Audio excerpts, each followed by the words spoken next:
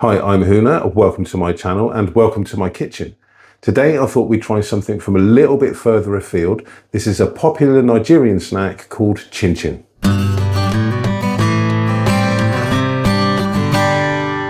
The recipe that we're going to be using today comes from the beautiful Cece Jemima. I'm going to put a link to her YouTube channel and specifically this recipe in the link below. Now in her video she shows us two ways to cook this, either a fried or a baked version.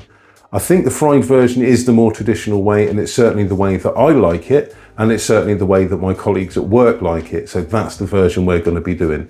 There are two recipes that she gives us. One is for like a lot of chin-chin, and the other one is for like a half size, half the amount. Now, my colleagues at work absolutely love chin-chin. I do work with a lot of people from Nigeria. I have made this before. They absolutely loved it, so I'm looking forward to making it for them again.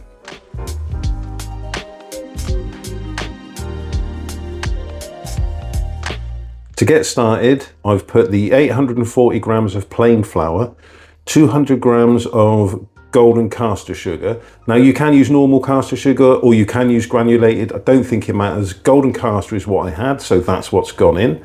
There's also a half a teaspoon of baking powder, two teaspoons of ground nutmeg. You can substitute nutmeg for cinnamon if you prefer. I prefer the nutmeg, so that's what's gone in. And also a half a teaspoon of salt. I've given that a bit of a mix up to make sure that all of the dry ingredients are nicely combined.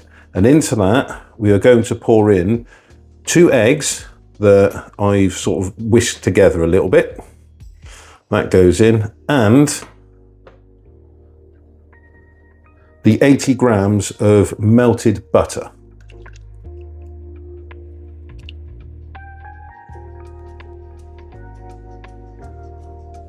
And we're going to combine all of those ingredients, and we're going to start with the spatula, but we are probably going to get our hands in there at some point.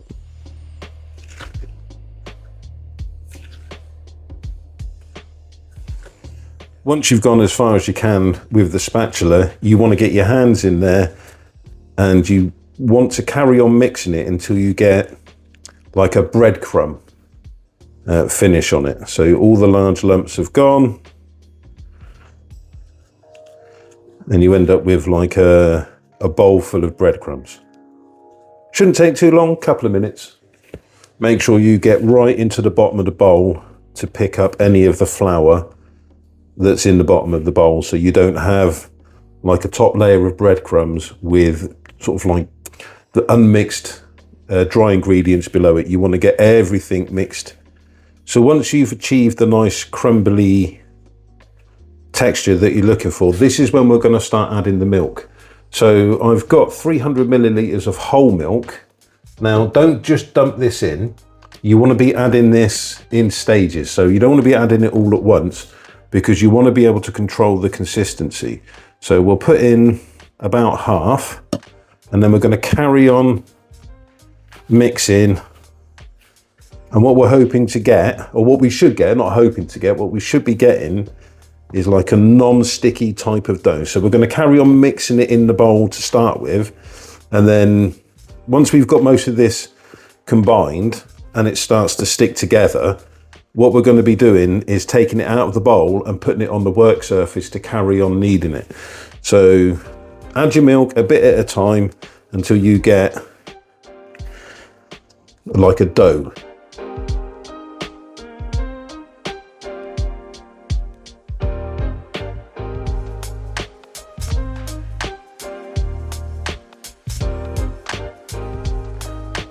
Once it's got to the point where it all sticks together in the bowl, you can take it out and carry on kneading until you get the non-sticky dough. Obviously make sure your work surface is nice and clean before you do it. And my kneading skills definitely need a bit of practice. You just carry on kneading until you end up with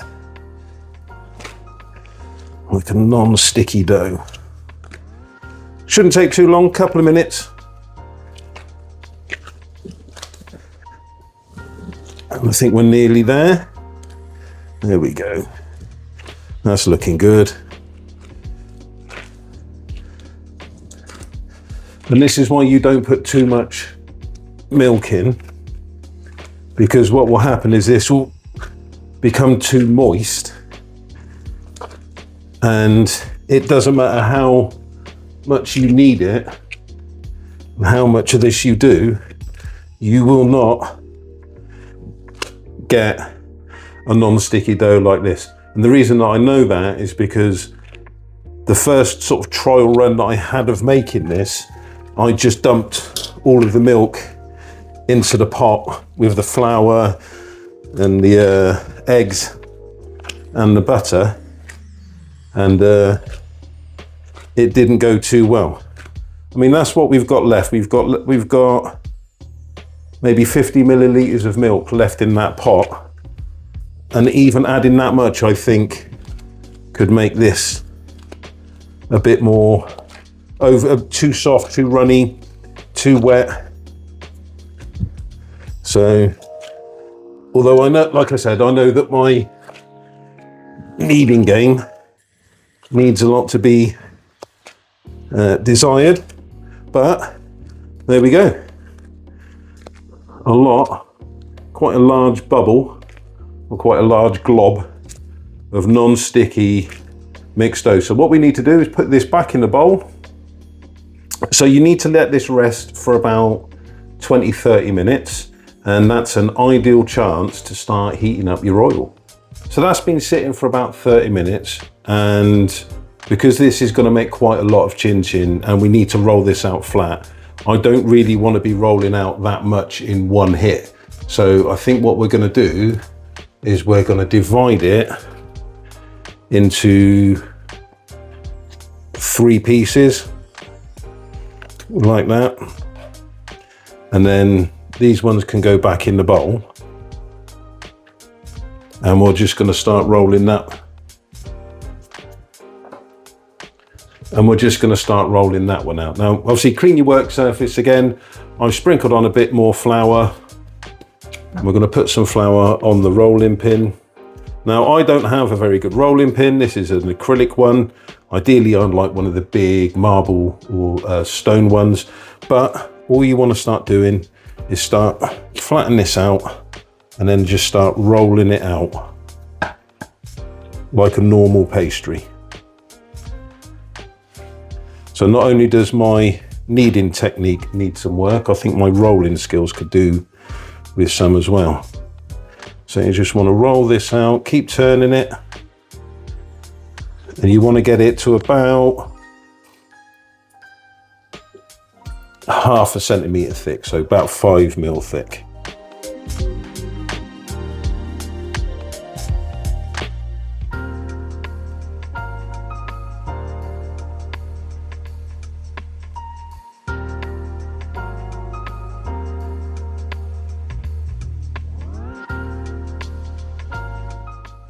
Turn it over, drag some of that flour in, put some flour on the back, lovely, carry on rolling.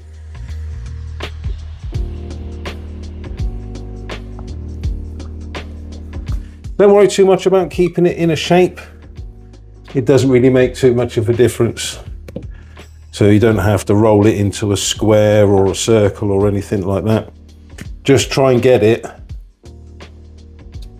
to about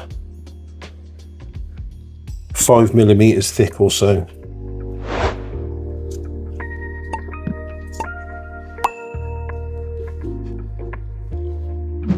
So I think we are nearly there. So once you've got it rolled out, as you can see, this is quite a large piece. You're going to appreciate how much this is going to make. This recipe makes a lot of chin-chin. So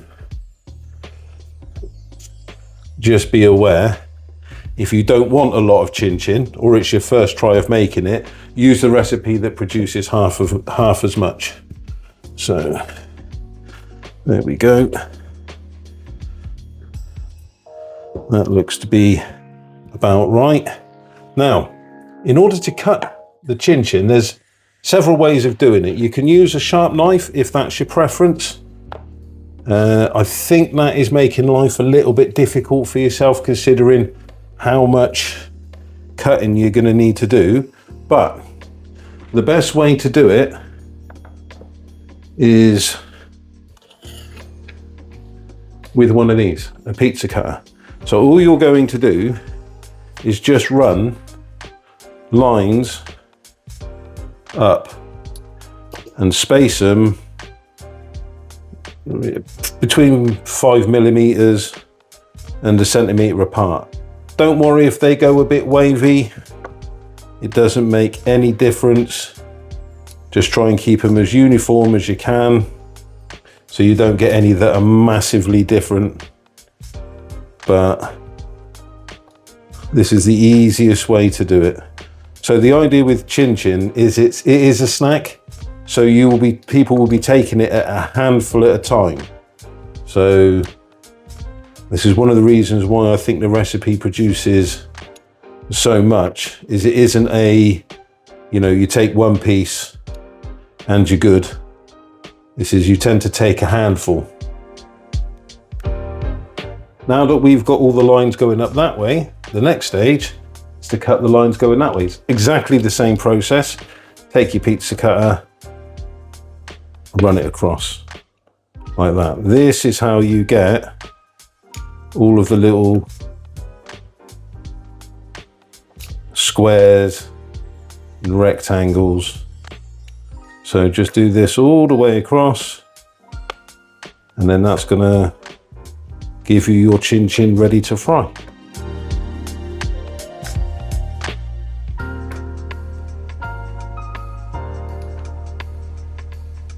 Now that we've got all of our lots and lots of little squares and rectangles cut out, the next thing to do is put them in the oil. So now is the time to cook the chin-chin. Now, if you're from the same generation as me, having like a pan of hot oil in the kitchen is quite worrying. I grew up with lots of TV adverts about chip pan fires in kitchens and the cats spontaneously catching fire. So the first time I did this, I was actually quite nervous about doing it. So obvious rules apply. Don't just turn it on and walk away and leave it. I put mine on to heat up while I'm cutting the chin-chin. Don't just put it on, like whack the hob up full, let it heat up and then turn it down again. I don't think that's the way to do it. I think you're asking for trouble that way. Mine's on 4 out of 9, so like a medium heat. And I just let the oil heat up while I've been cutting the chin-chin. So what we're gonna do is we're just gonna drop one in, and what we're looking for is we're looking for it to sink, bubble, and then float to the surface. So that's ideal. Now the chin-chin's gonna take about 2 or 3 minutes to cook, and it's gonna go, obviously from the color it is now, it's gonna go to a light golden color. And the actual finished chin-chin is a more darker color, but you don't want it to fry to reach that darker color while it's in the pan. What you want is you want to fry it till it goes a lighter golden color. And then when you take it out and drain it, that's when the darker color starts to come through. So you don't want to be cooking it so it looks cooked, so a nice dark golden color, and then take it out, because then it will darken up even more and it loses its flavor. So it's going to take a couple of minutes to cook. So what I'm going to be using is just a spatula. Just makes it easier to get the chin-chin off the work surface and then put it into the oil. So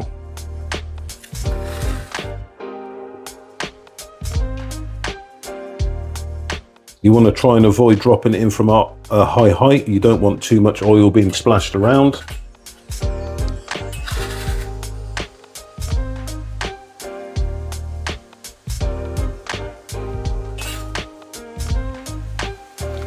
So we're going to start off with like a relatively small batch just to see how we go.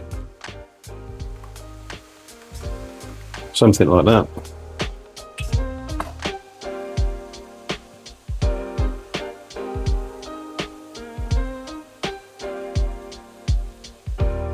So you can get these slotted ladles pretty much anywhere. I think I got this one from Home Sense.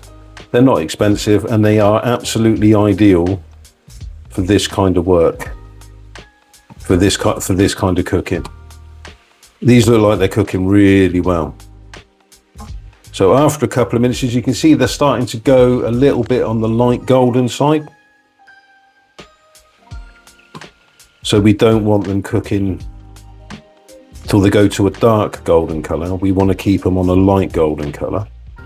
And they should take 2 to 3 minutes to cook. So if you put them in and they brown up very, very quickly, and they've been in for like 30 seconds and they've already gone a light golden color, then the chances are your oil is too hot. You need to turn it down, let the oil cool down a bit to reduce its temperature, and then try again. Try again, small batches at a time, just until you get it so that it's in for 2 or 3 minutes and it goes this nice light golden color. So we're very nearly there, I think. There we go. Now they've all gone a very nice light golden color. So we're going to take those out. We're going to pop them on